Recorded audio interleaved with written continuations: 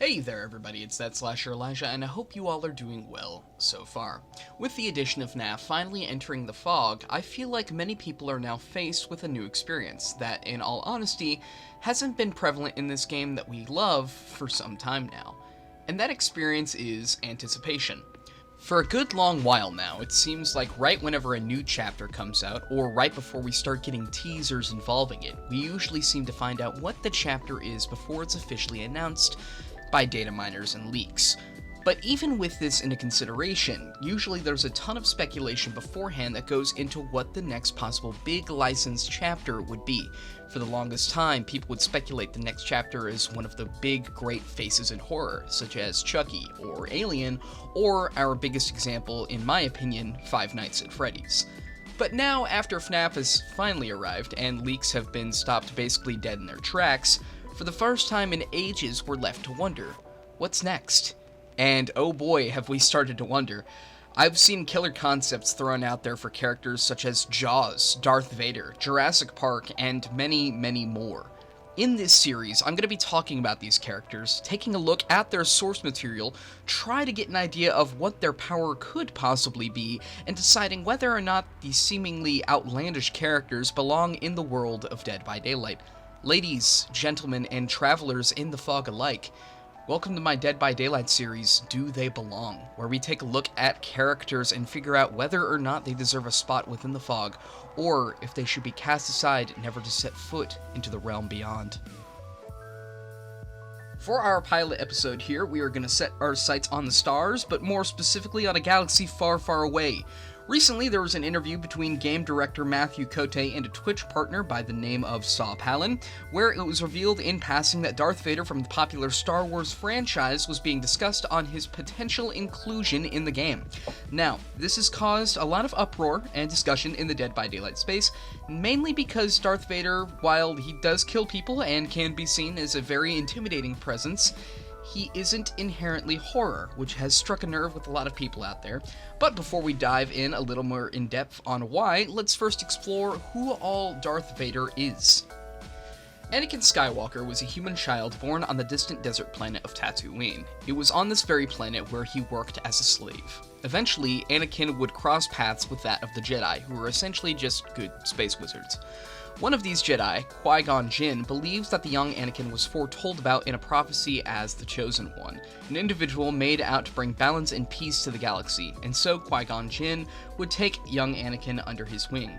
Before he gains the opportunity to teach the young boy in the ways of the Force, however, Qui-Gon meets his untimely demise at the hands of a Sith Lord, or an evil space wizard. The duty of training Anakin then falls to Qui-Gon's apprentice, Obi-Wan Kenobi. Time passes and Anakin learns the ways of the Force through his friend and mentor Obi-Wan. However, Anakin makes what would become a cataclysmic error. He falls in love with a woman named Padme. This love, combined with manipulation from a high-power politician and Sith Lord by the name of Chancellor Palpatine, would eventually turn into fear and hatred, believing that the Jedi Order is nothing but pure evil and must be eradicated.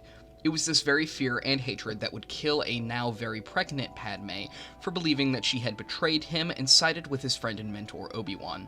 Obi-Wan and Anakin would then enact in a duel where Obi-Wan would emerge victorious. Anakin, however, would be left behind to burn on the shore of a lava planet. The now galactic Emperor Palpatine would recover Anakin and inform him of his lover Padme's passing. Now, it's worthy to note that the children Padme was pregnant with did survive. However, with just the information of his love's passing, Anakin Skywalker completed his full transformation into the titular and evil Darth Vader, a cyborg Sith warrior full of pain, sadness, and unmatched rage. Now, let me go ahead and tell you, there is a whole lot more that goes into Anakin Skywalker's story in the actual Star Wars films, but just for the sake of the video, I am greatly paraphrasing here. I would encourage you to go check out the Star Wars films if you haven't seen them yet, and if you are able to.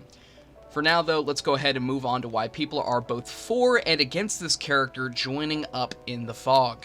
Starting off with why Darth Vader should join the fog, his intimidating presence. This motherfucker can be spooky, and overall is just an intimidating presence. Throughout the entirety of the Star Wars series, you see time and time again people cower in Vader's wake, and those who don't and dare to try and challenge him are greatly punished for their hubris.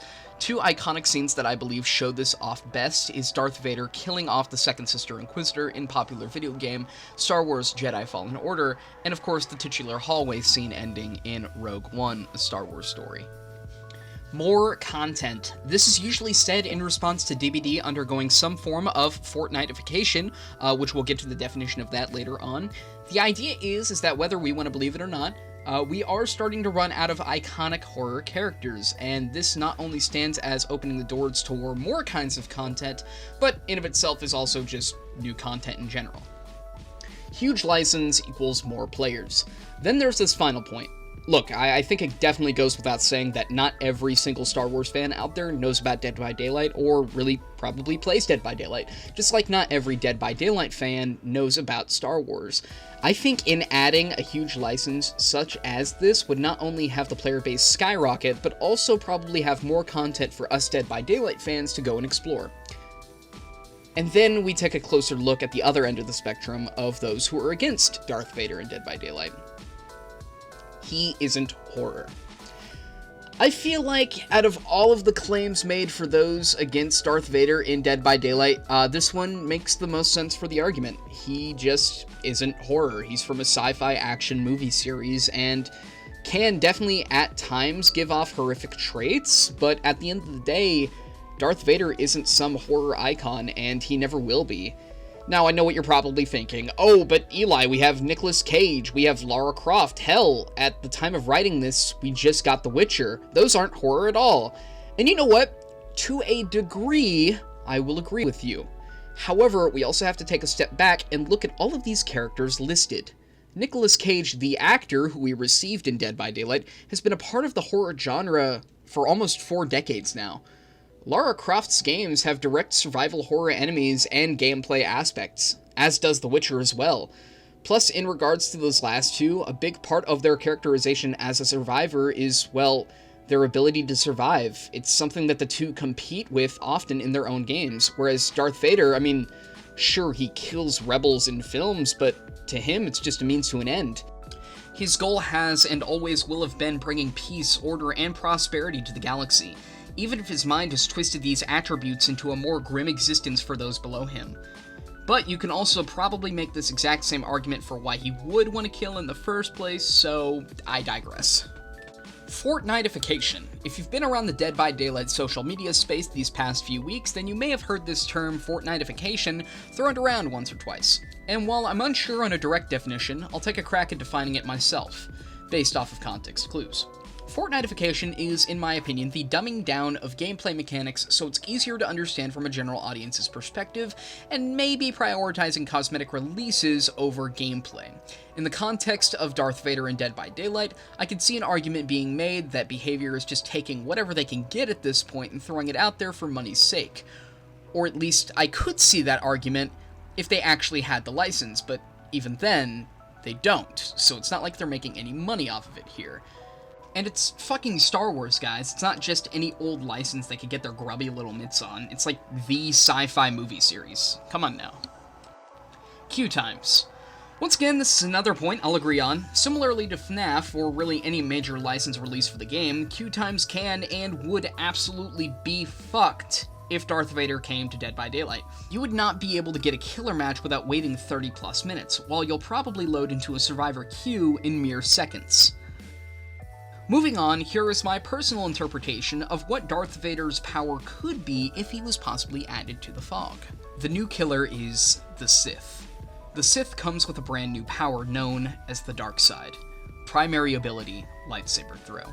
Your skill set in lightsaber combat proves most rewarding. Press M2 to throw out your lightsaber. Lightsaber throw will be locked into only a horizontal throw. The best comparison I can make here is either Vecna's Flight of the Damned or the Artist's Crows. Over the course of 2.5 seconds, your lightsaber will travel 24 meters. During this time, you can control where your lightsaber moves horizontally before it returns back to you. Think of this ability as similar to a boomerang, except you can control where the boomerang goes before it returns back to you.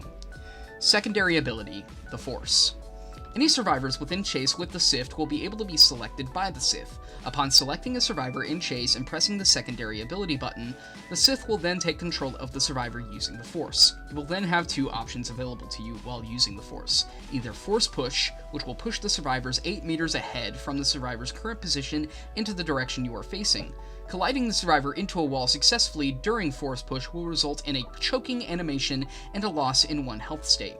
The Sith's other option, Force Pull, will then pull the survivors 8 meters towards you. However, survivors can struggle against this, resulting in a slower pull speed. Keep in mind that this power concept isn't from behavior by any means, and it's just my interpretation of what I think Darth Vader would play as in Dead by Daylight. Moving on to my verdict. Here's the tricky thing with the verdict here, on whether or not these characters have a place in the fog, is that no matter what, somebody's not going to agree with me, so please, whenever I say this, just keep in mind that this is just my personal opinion, and at the end of the day, we're all just here trying to have fun in our silly little horror game. I think Darth Vader could fit Dead by Daylight, but I don't think he will. Let me explain. For Darth Vader to even have a chance of being widely accepted, they would have to make this character and or his gameplay just downright terrifying, and while yes, I think he's a cool and intimidating presence, he's just not scary to me. If they got every little part of his kit fine-tuned to be this terrifying presence that you wouldn't want coming after you, then sure, I'd welcome him with open arms. But honestly, I would be surprised if he wasn't just some kind of teleport rehash or dash slop killer. And because of that, I have to say that Darth Vader, in my opinion, doesn't fit in the realm of Dead by Daylight. Thank you all once again for watching. Your all's continued support truly does mean the world to me, and I genuinely appreciate it. Be sure to check out my public Discord. There is a link provided in the description down below. And I just want to let you all know, I know I've been on a hiatus for some time now, but rest assured that new content and more content in general is on the way. Thank you all once again, and please remember to be like the unknown. Do not deny yourself your happiness. After all, life is what we make it. Have a good one, y'all.